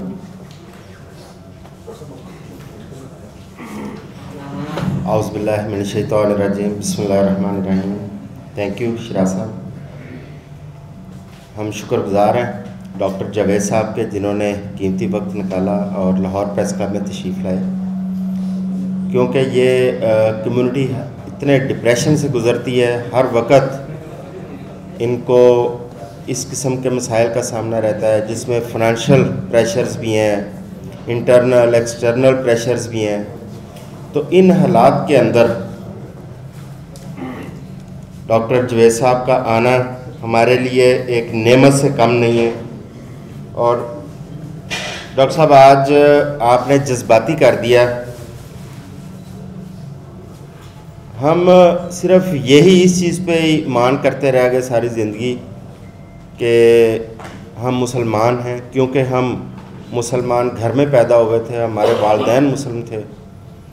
दीन को जिस तरह समझना चाहिए था, दीन की अफादियत को जिस तरह अंडरस्टैंड करना चाहिए था, हमने शायद उस तरह, कम से कम मैं एक गुनाहगार आदमी हूँ, मैं उतनी बारीकी से और उस तरह दीन के ऊपर नहीं हम चल पाए। लेकिन कोशिश करते हैं कि प्रेस क्लब के अंदर भी जहाँ बाकी एक्टिविटीज़ होती हैं, वहाँ दीन के हवाले से भी कोई ना कोई ऐसी हम नशिस्त करें जिसमें हमें सीखने का मौका मिले। हमारे अपने कुछ मेंबर्स ने भी एक छोटा सा एक एफ़र्ट किया इकरा क्लब के नाम से, वो भी कोशिश करते रहते हैं। तो आज आपने सूरह रहमान की जिस तरह हमें उसको सुनने की, उसको पढ़ने की और उससे अफादियत हासिल करने का जो तरीका हमें समझाया, बताया, कम से कम मैं इतना आगाह नहीं था। और मैं वाकई जज्बाती हो गया था जब आपने तौबा और इस्तग़फ़ार के लिए इतना खूबसूरत अंदाज़ हमें बताया कि हम कितने खूबसूरत अंदाज़ में तौबा कर सकते हैं, अल्लाह ताला से मांग सकते हैं, माफ़ी मांग सकते हैं। क्योंकि मेरा अपना यकीन और ईमान ये है कि जब भी मुझे बहुत बड़ी बड़ी मुश्किलात आती हैं ज़िंदगी में, हर शख्स को आती हैं, जब भी मुझे कोई मुश्किल आई है, सिर्फ़ खुलूस दिल के साथ नमाज पढ़ के तो उसके बाद तौबा करने की कोशिश की है। हालांकि हमें सलीका भी नहीं आता तौबा करने का। तो अभी मेरा ख्याल है कि हमारे वो तौबा के अल्फाज हम सोच रहे होते हैं कि शायद हमारी ज़ुबान से निकले हैं, तो अल्लाह ताला हमारे मसाइल हल कर देता है। ये मेरी अपनी ज़िंदगी के तजर्बात हैं जो कि एक दफ़ा नहीं हज़ारों दफ़ा ये चीज़ें देखी। मैं बाबा जी के हवाले से बात करूँगा। मैं उन खुशकिस्मत चंद लोगों में से हूँ जिन्हें बाबा जी के साथ एक उनसियत का और मैं तो क्लेम करता हूँ दोस्ती का जिनको शर्फ हासिल हुआ। मैं दिन अखबार में काम किया करता था, तो बाबा जी ने दिन में लिखना शुरू किया था, कॉलम लिखा करते थे। तो मैं सेक्रेटरी प्रेस क्लब था, तो वो यहाँ पे तशरीफ़ लाते थे, तो मेरा उनके साथ बड़ा एक उनसियत और दोस्ती वो वाला रिश्ता था। तो उस वक़्त तो शायद मैं ये अंडरस्टैंड नहीं कर सका कि उनको अल्लाह ताला की कितनी बड़ी अनायत थी और वो क्या चीज़ थी उनके अंदर। और हम मजाक भी किया करते थे और वो हमें भी मजाक किया करते थे। तो इसके साथ साथ क्लब के अंदर क्लब की मुख्तलिफ़ एक्टिविटीज़ में भी हमें वो सपोर्ट किया करते थे। कभी किसी गेस्ट को बुलाने में या क्लब में लोगों के लिए थोड़ा सा स्ट्रेस कम करने के लिए कोई ना कोई यहाँ पे हमने फंक्शन करना, तो उन्होंने उसमें भी हमें सपोर्ट करना। लेकिन गुज़रते वक्त के साथ साथ पता चला कि वो कितनी बड़ी हस्ती थे और अल्लाह ताला की कितनी बड़ी अनायत थी उनको। तो हम चंद दोस्त थे जिनकी उनके साथ बड़ी उनसियत, और हमने बैठ के स्पिरिचुअलिज्म पे उनके साथ गपशप करनी, जिनमें एक हमारे दोस्त इमरान शेख साहब हैं जो दी न्यूज़ में न्यूज़ एडिटर हैं। उन्होंने तो घंटों उनके साथ नशिस्तें की हुई हैं। मैं तो क्लब की ज़िम्मेदारियों की वजह से कई दफ़ा इधर उधर अपने कामों में मसरूफ़ हो जाता था, लेकिन वो उनके साथ घंटों नशिस्त किया करते थे। और आज भी जब मैं और इमरान शेख साहब हम बैठते हैं तो हम वो वक्त, वो गुफ्तगू, वो नशिस्तें हम याद करते हैं। तो डॉक्टर साहब आप क्योंकि उनके जो उनका नज़रिया था, जो उनकी कोशिश थी, एफ़र्ट थी, जो उनकी खिदमत, उसको लेके आगे चल रहे हैं। और हमारे लिए खुशकिस्मती है कि आज आप यहाँ पर तशरीफ़ लाए और स्ट्रेस मैनेजमेंट के हवाले से हमें आज आपने बहुत गाइड किया। हम बहुत शुक्रगुज़ार हैं। बाकी भी जितने मेहमान ग्रामी यहाँ पर तशरीफ़ लाए हैं, लाहौर प्रेस क्लब, उनका भी शुक्रगुज़ार है कि उन्होंने अपना कीमती वक्त निकाला और यहाँ पर तशरीफ़ लाए। और हम ये डॉक्टर साहब से ये आइंदा भी उम्मीद और तवक्को यही करते हैं कि डॉक्टर साहब हमें वक्त देते रहें ताकि हम इसी तरह इस्तिफ़ादा करते रहें। और अपने देखें, अभी क्वेश्चन आंसर का तो सेशन हुआ नहीं है, क्योंकि जो जर्नलिस्ट कम्युनिटी है वो सिर्फ सुनने तक इक्तफ़ा नहीं करती, वो तो बाकायदा क्वेश्चन आंसर, तो फिर लंबे सेशन होते हैं। तो हम यही डॉक्टर साहब आपसे दरख्वास्त करेंगे कि आइंदा भी हमें वक्त देते रहें और हमारे साथ इस तरह नशिस्तें करें ताकि हम अपनी कम्युनिटी के लिए अगर कुछ कर सकें। दुनियादारी तो सारे करते हैं, चलें दीन के हवाले से कोई हम खिदमत अंजाम दे सकें तो ये हमारी खुशकिस्मती होगी। Thank you very much Sharaj असनाद साहब, आपने हमें आज ये मौका फ़राहम किया, बहुत बहुत शुक्रिया।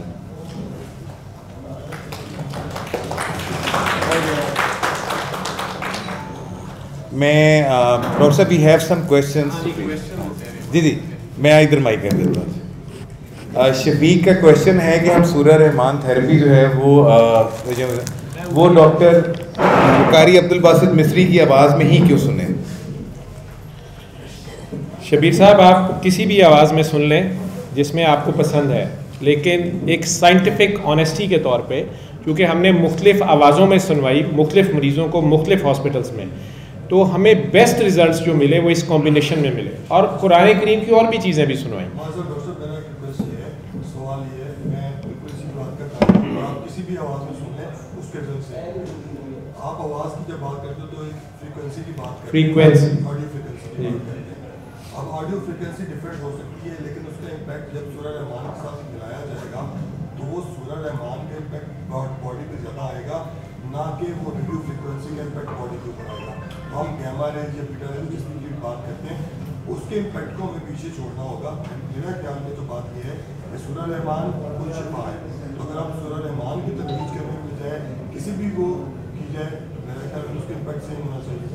आपकी बात बिल्कुल ठीक है, आप जो बात कर रहे हैं, लेकिन जब साइंस है, मैं तो साइंस का बंदा हूँ ना, जो साइंस है वो इसको आगे रिसर्च करती है और यही बातें मुख्तलिफ डेसिबल्स के ऊपर मुख्तलिफ लोगों की फ्रीक्वेंसी डिफरेंट है, ये सारी साइंस करती है, उसमें गैमा रेज हैं कौन सी हैं, वो बात भी आपकी ठीक है।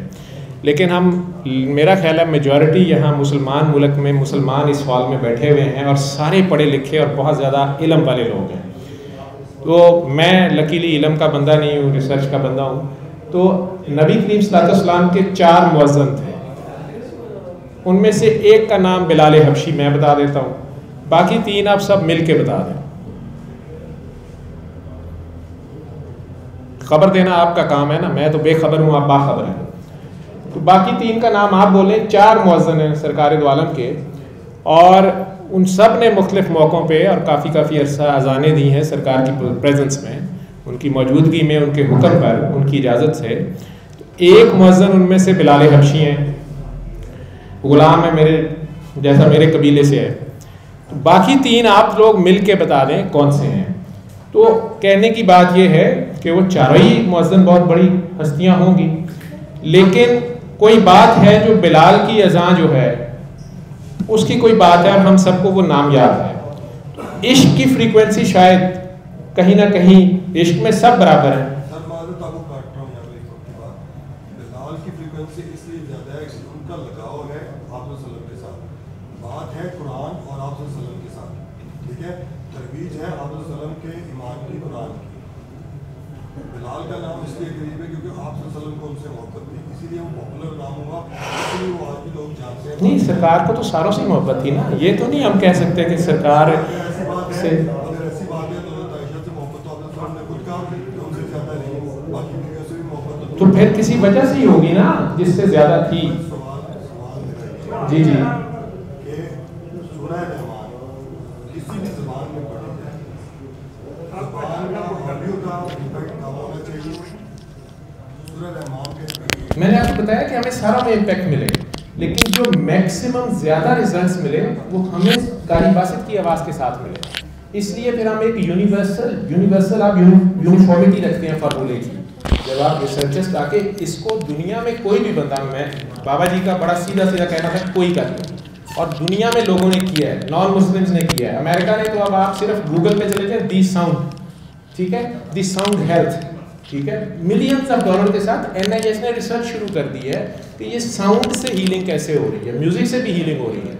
और बाबा जी म्यूजिक सुना के भी कई लोग हील होते थे, लेकिन द अल्टीमेट रेमेडी जो थी जिसमें मैक्सिमम रिजल्ट मिल रहे थे वो सूरह रहमान या कुरान से, और कुरान में से भी सूरह रहमान। वैसे सारा कुरान शिफा है, हरफ शिफा है, लेकिन डेफिनेटली जब फंस जाएंगे तो कहार को तो नहीं पुकारेंगे ना, फिर रहमान को पुकारेंगे। इसी तरह कारी बासित की आवाज़ में हमें बेस्ट रिजल्ट्स मिले, हम दुनिया को उसी का बता रहे हैं, ताकि जो एवरेज निकले। जैसे गंदम की गोली के मरीजों को हमारे ICU में हम सुनाते थे सर्विसेज हॉस्पिटल में, ठीक है, 2008 से 2013 तक का डेटा मेरे पास है। तो 133 मरीज आए जो गंदम की गोली खा के आ गए, इतने सीरियस हो गए कि 24 घंटों के अंदर वेंटिलेटर पे पड़ गए, ICU में आ गए, और डॉक्टरी कहती है कि वो नहीं जिंदा बच सकते, 100% मॉर्टेलिटी है, ठीक है। दुनिया में, इंडिया में एक रिसर्च में उन्होंने कहा कि हमारे इलाकों में खुदकुशी के लिए सस्ती है, तो ये आम मिलती थी गंदम की गोली, चावलों में रखने वाली गोली। इसको इंडिया पाकिस्तान में गंदम की गोली कहते हैं, ईरान में राइस पिल कहते हैं, चावलों में भी रखते हैं गले को स्टोर करने के लिए। बेसिकली इसमें फॉस्फीन गैस से एवेलुएट होती है, फॉस्फीन, और सीधी वो खाते साथ एरोमेटिक है, उसके मैदे से एवेपोरेट होती है, तो पूरे जिस्म की खून की नालियों की सोजिश करके और हार्ट को उसके बिल्कुल सोजिश करके बंदा 24 घंटे में मर जाता है। आता भी इमरजेंसी में बातें करता बैठा, आपको लगता नहीं कि ये भी मर जाएगा, वो मर जाता है, बड़ी मिजरेबल डेथ होती है, आप उसे रोक नहीं सकते। जब से ICU बन गए, वेंटिलेटर बन गए, तो फटाफट वेंटिलेटर पे डाल देते हैं, लेकिन वो मर ही जाता है। हमारे पास 2008 से 2013 तक 131 मरीजों पे 112 जिंदा बच गए, कोई महीना रहा, कोई 10 दिन रहा, वेंटिलेटर से उतरे और अपने पैरों पे चल के गए, 81%। अब वहाँ हमारा ICU तो एक नर्स थी 10 बेड पे या 4 बेड पे, दुनिया के ICUs में एक नर्स है 1 बेड पे, ठीक है। हमारे पास ना कोई इंफ्रास्ट्रक्चर ना कुछ, और ये जो इतना ग्रॉस चेंज आई तो दुनिया कहती है क्या बकवास कर रहे हो, ये झूठ बोल रहे हैं, ठीक है। अब डाटा तो पड़ा है, वो कहते हैं अच्छा आपने क्या किया, हम अगर उन्हें कहते हैं कि हमने इस आवाज़ में ये सुनवाई, ठीक है, तो वो भी अपनी वहाँ पर फिर उसी आवाज़ में उसी कॉम्बिनेशन पे चेक करेंगे।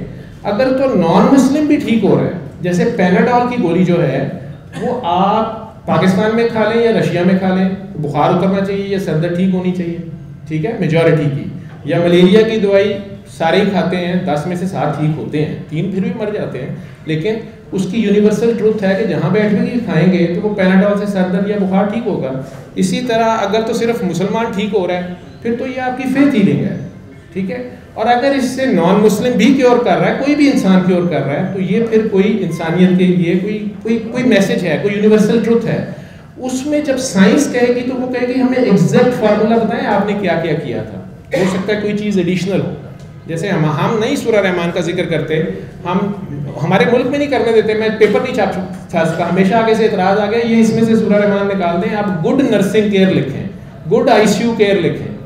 आप पूरी दुनिया को कहेंगे कि जो कह रहे हैं 9% से ज़्यादा नहीं बच सकते, वो भी वो जिन्होंने पुरानी एक्सपायर्ड गोली खाई या जो वेंटिलेटर तक नहीं गए, थोड़ी सी खा के भागा या बच गए, वो 9% बचे। आप कह रहे हैं वेंटिलेटरों वाले जिनके 100 बार दिल बंद हुए और चलाए गए, वो पैरों पे चल के चले गए, और वो भी 80-81%। दुनिया कहेगी या गप है और या फिर वाकई वहाँ कुछ हो रहा है। अगर आप कहेंगे गुड नर्सिंग केयर तो फिर वो कहेंगे हमारे से अच्छी नर्सिंग केयर, या यूरोप के ICUs या अमेरिका के ICUs से अगर आपकी नर्सिंग केयर अच्छी है तो फिर असी इत्थे आ जाते हैं। और हमारा तो हुक्मरान से लेके हर फिरौन बाहर इलाज कराने जाता है क्योंकि वहाँ नर्सिंग केयर अच्छी है, नर्सें भी अच्छी हैं। तो आपको फिर एग्जैक्ट फार्मूला इंटरवेंशन वर्ड हम बोलते हैं कि हमें इंटरवेंशन एग्जैक्ट बतानी पड़ेगी कि हमें किस इंटरवेंशन में बेस्ट रिजल्ट्स मिले थे, ताकि उन्हें भी अगर फिगर्स वही मिलेंगे तो फिर वो मैच कर लेंगे कि हाँ इसमें कोई बात है। आगे वो रिसर्च करते रहेंगे कि इसमें गैमा रेज है, फलानी रेज है, वो इसका गैजेट बना लेंगे, इसको कई हज़ार में बेचेंगे, वो फिर उनके मसले हैं, वो उनकी साइंस है, वो जो मर्जी निकालें, ठीक है। हमें जो रिजल्ट्स मिले हमने फीसबिल्लाह गरीब से लेके अमीर तक को बता दिए एक साइंटिफिक ऑनेस्टी में।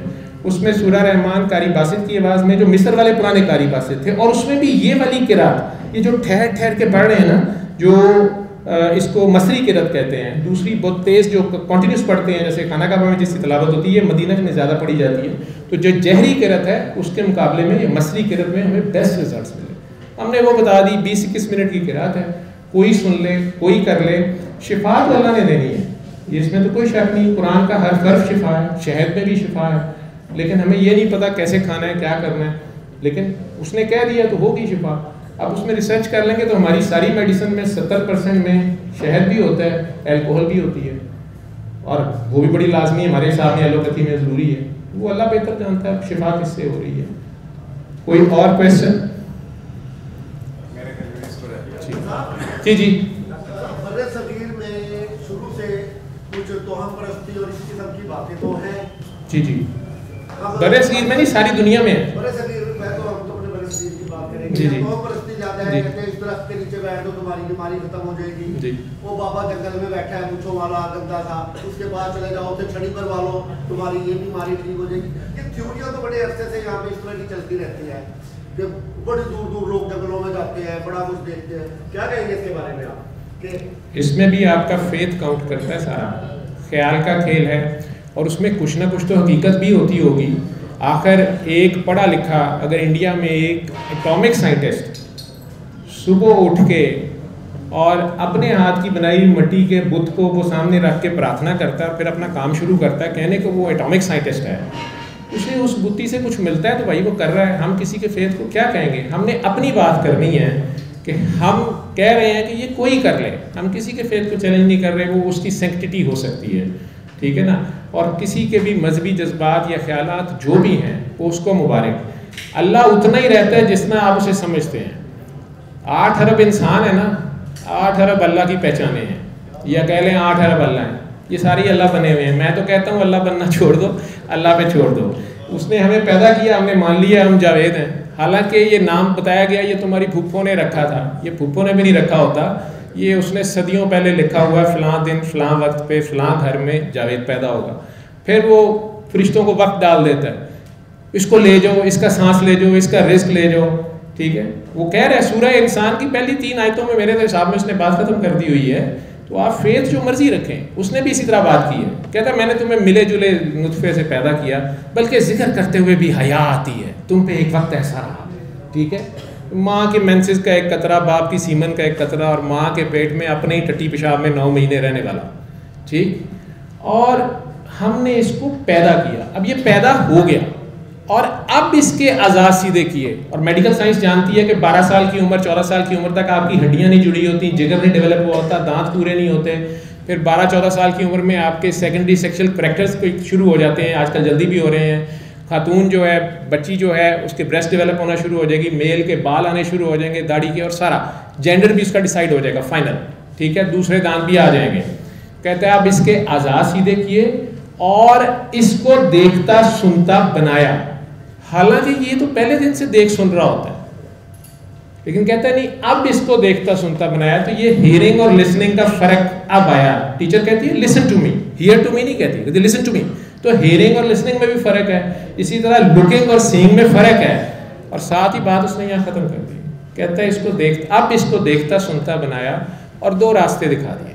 ये सूरह इंसान की पहली 3 आयतें हैं और 2 रास्ते दिखा दिए, शुक्र करे या कुफर करे। ठीक है, तो जब हम शुक्र नहीं कर रहे होते तो हम कुफर कर रहे होते हैं। अल्लाह आप सबको हमें मुनासिब। डॉक्टर साहब again thank you so very much for your time. एक काम मैं करना चाहूँगा, मैं आपके यहाँ आपकी मोहब्बतों का तो मखरूज हो गया। खालिया बेटा 1 मिनट ऊपर आना, क्योंकि इन्होंने एकदम से स्टार्ट में पता नहीं इसके दिल में क्या समाई। वैसे तो कहते हैं ना, जहाँ दुनिया बनाने वाले क्या तेरे दिल में समाई, लेकिन इन्होंने पता नहीं क्या आज किया है। तो पुत्र ये चादर आपने एकदम से मुझे डाल दी, ये बहुत बड़ा बोझ होता है। चादर देना जो है एक बहुत बड़ा काम है। अगर आप किसी को चादर दे नहीं सकते, कम से कम किसी की चादर खींचिएगा ना।